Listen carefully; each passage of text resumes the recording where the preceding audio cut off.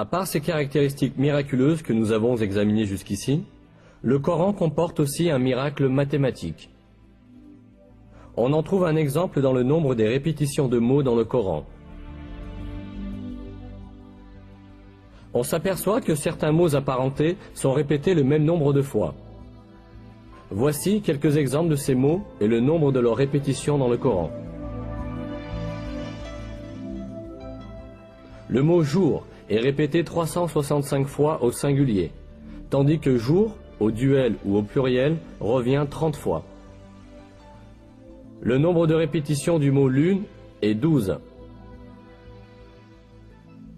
Le mot « châtiment » est répété 117 fois, tandis que la fréquence du mot « pardon », qui est l'un des principes fondamentaux du Coran, est exactement le double.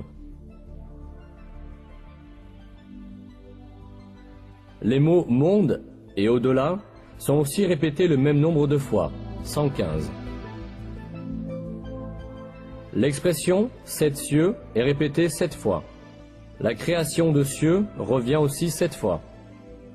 Le mot « iman » foi, sans génitif, est répété 25 fois dans tout le Coran, de même que le mot « kufr » mécréance ou négation de la vérité.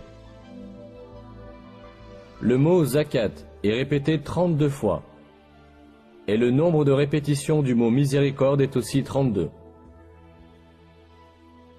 L'expression « les vertueux » est employée 6 fois, tandis que les libertins est employé moitié moins souvent, c'est-à-dire 3 fois.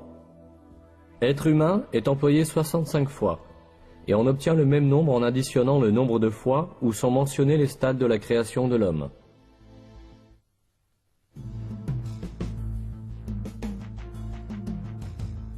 Tout ce que nous avons vu jusqu'à présent montre une réalité manifeste. Le Coran est un livre si extraordinaire que tout ce qu'il rapporte s'est avéré vrai, et que des faits que nul n'aurait pu connaître à l'époque ont été annoncés dans ces versets.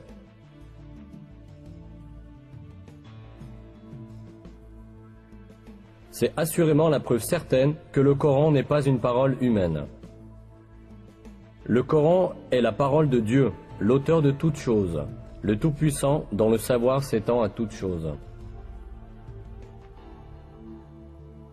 Dans un verset, Dieu nous dit sur le Coran: « S'ils provenaient d'un autre que Dieu, ils y trouveraient certes maintes contradictions. »